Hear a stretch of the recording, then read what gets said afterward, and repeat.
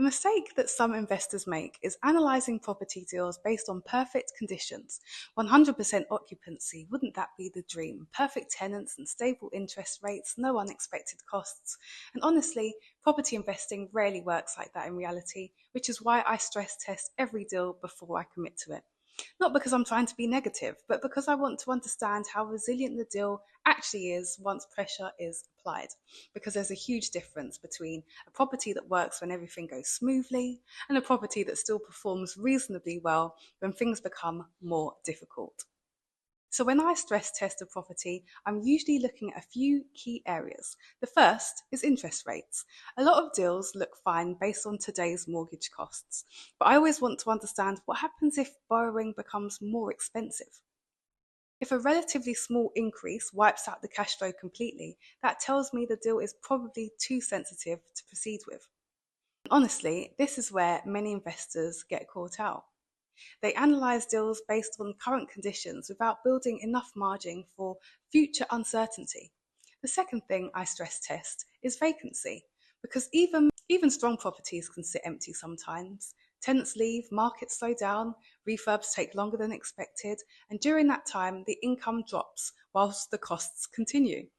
So I always want to know, can this deal comfortably survive periods with reduced income? The third area is maintenance and unexpected costs, because property ownership always comes with surprises eventually. Boilers fail, roofs leak, repairs become more expensive than expected. And if the deal only works when everything runs perfectly, it's probably not that strong to begin with. Another thing I think investors underestimate is emotional pressure. A deal might technically work mathematically, but if the margins are constantly tight, it creates stress. And that pressure often leads to poor decision making later. That's why I prefer investments where there's enough breathing room financially, because strong deals tend to feel stable operationally as well.